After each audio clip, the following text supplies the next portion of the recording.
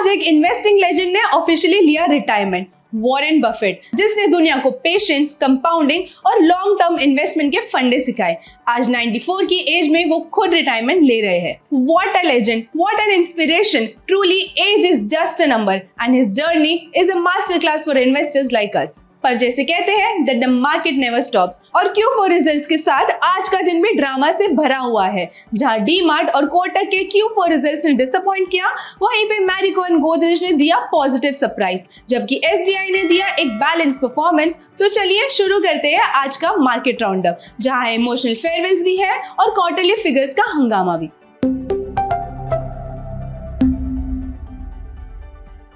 Avenue supermart, जो डी-मार्ट के नाम से जाना जाता है, ने Q4 के लिए वीक रिजल्ट्स डिक्लेयर किए हैं। Q4 और पूरे साल के लिए रेवेन्यू 15% प्लस बढ़ा, लेकिन यही ज्यादातर नए स्टोर्स खुलने की वजह से हुआ है। कंपनी ने टोटल स्टोर एरिया में 14% ग्रोथ दिखाई है।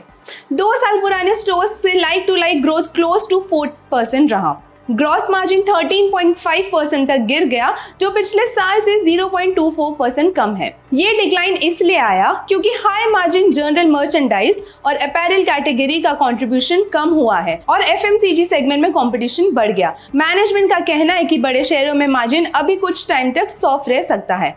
एंट्री लेवल जॉब्स के लिए डिमांड ज्यादा है, लेकिन स्किल लोग कम मिल रहे हैं, इसी वजह से सैलरी बढ़ानी पड़ी। साथ ही सर्विस बेटर करने और फ्यूचर इन्वेस्टमेंट्स की वजह से एम्प्लॉय और दूसरे खर्चे 27 to 28% तक बढ़ गए। ओवरऑल इसीलिए एबिटा मार्जिन गिर गया 6.8% रहा और ऑपरेटिंग प्रॉफिट सिर्फ 4.4% YoY से ही बढ़ा।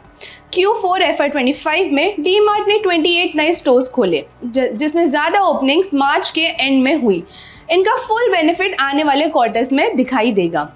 स्टोर एक्सपेंशन ही कंपनी का मेन ग्रोथ इंजन बना हुआ है। रेवेन्यू स्टेडी ग्रो हो रहा है, लेकिन कॉस्ट बढ़ने और मेट्रो सिटीज में मार्जिन प्रेशर के चलते प्रॉफिटेबिलिटी पर शॉर्ट टर्म इम्पैक्ट रह सकता है। क्विक कॉमर्स, जिसमें फास्ट डिलीवरी होती है, में अब बड़े ऑफलाइन और ऑनलाइन प्लेयर्स आ गए हैं। इसी वजह से प्राइसिंग का कंपटीशन काफी टफ हो गया है। इसका असर डी-मार्ट के ग्रोथ और मार्जिन दोनों पर आ सकता है नियर टर्म में। मगर लेट अस नॉट फॉरगेट कि डी-मार्ट की स्टोर प्रॉफिटेबिलिटी स्ट्रॉन्ग है, जो उसको लॉन्ग टर्म में कॉम्पिटिटिव और रिलेवेंट बनाए रखेगी। इसी के साथ ही एक और पॉजिटिव डेवलपमेंट ये है कि नए CEO डेजिग्नेट मिस्टर अंशुल असावा मार्च 2025 के बीच में डी-मार्ट ज्वाइन कर चुके हैं। अगले 4-5 महीने में वो पूरा रिटेल ऑपरेशन संभालेंगे। जो अभी के CEO है मिस्टर नेविल, अब अपना focus store expansion, e-commerce buildup और नॉन रिटेल एरियाज पे ज्यादा फोकस देंगे। इंडिया के चौथे सबसे बड़े प्राइवेट बैंक ने सैटरडे को अपने Q4 के रिजल्ट्स अनाउंस किए, लेकिन रिजल्ट मार्केट की एक्सपेक्टेशन से थोड़ा कम था। इसलिए उस बैंक का शेयर प्राइस, जो पिछले 1 साल से आउट परफॉर्मर रहा है, आज 5 to 6% गिर गया।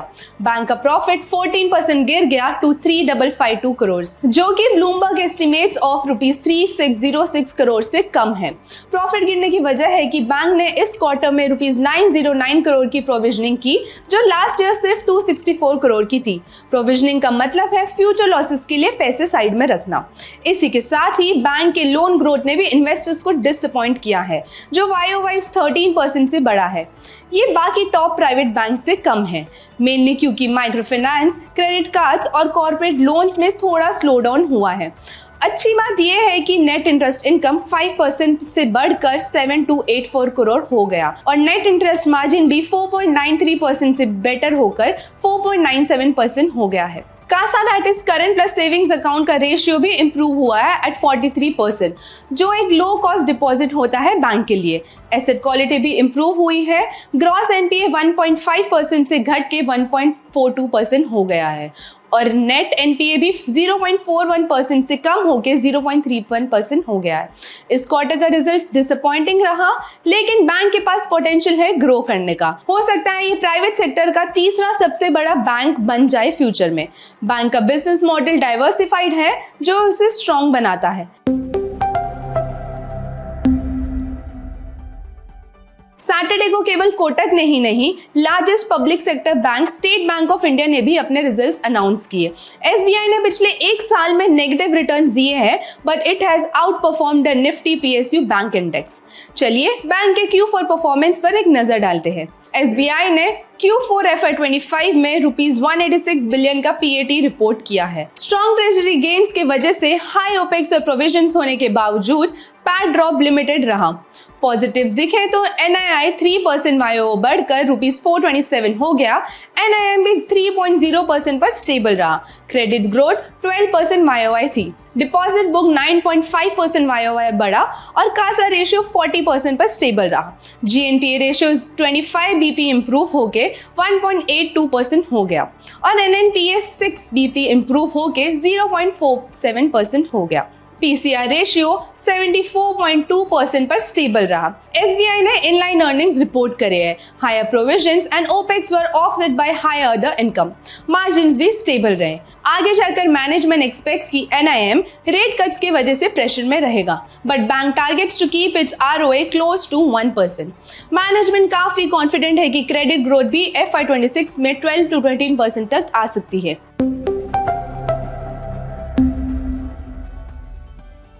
मैरिगो ने फ्राइडे को अपने Q4 FY25 के रिजल्ट्स रिपोर्ट किए। कंपनी ने स्ट्रॉन्ग परफॉर्मेंस दी, जिसके चलते आज सुबह की ट्रेडिंग सेशन में स्टॉक प्राइस लगभग 3% तक बढ़ गया। मैरिगो एक इंडियन FMCG ब्रांड है जिसका प्रेजेंस कई सेगमेंट्स में है, जैसे serums, male grooming, skin care, coconut oil, edible oil और value added hair oils. Revenue growth mainly domestic revenue में 23% YOY का स्ट्रॉन्ग राइज था, जो 7% YOY वॉल्यूम ग्रोथ से सपोर्ट हुआ।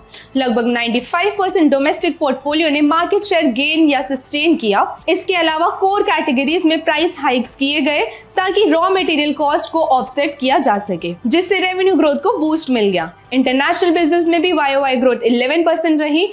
ग्रॉस मार्जिन्स इस क्वार्टर में गिर गए, मेनली रॉ मटेरियल प्राइसेस के बढ़ने की वजह से। कोपरा प्राइसेस FY25 में 14% QOQ और 48% YOY बढ़े, जबकि वेजिटेबल ऑयल प्राइसेस 25% YOY बढ़े। लेकिन क्रूड ऑयल डेरिवेटिव्स के प्राइसेस Q4 में स्टेबल रहे।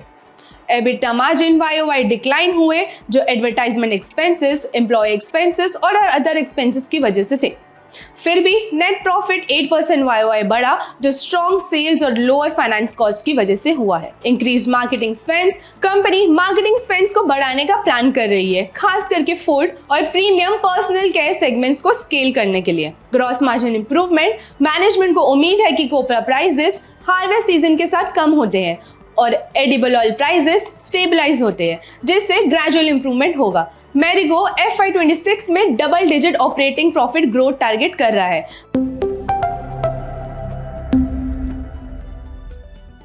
गोदरेज प्रॉपर्टीज ने FY25 के Q4 में 10,100 करोड़ के अपने best ever quarterly pre sales किए, जो नए लॉन्चेस की वजह से हुए हैं, और इससे FY25 के प्री सेल्स 29,400 करोड़ तक पहुंच गए। पूरे साल की परफॉर्मेंस भी नए लॉन्चेस से सपोर्ट हुई, जो सेल्स वैल्यू का 2/3 हिस्सा कंट्रीब्यूट किया। FY25 में गोदरेज प्रॉपर्टीज ने 7 सिटीज में 34 प्रोजेक्ट्स लॉन्च किए, जिनका total area 29.2 million square feet था और एस्टिमेटेड सेलेबल वैल्यू 36,600 करोड़ थी।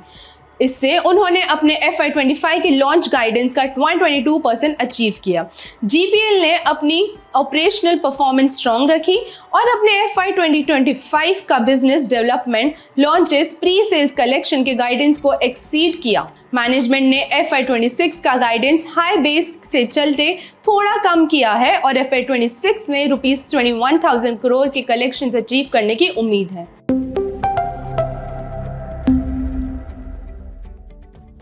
मार्केट्स आज हायर खुले। फ्राइडे के सेशन में भी तेजी दिखने को मिली थी।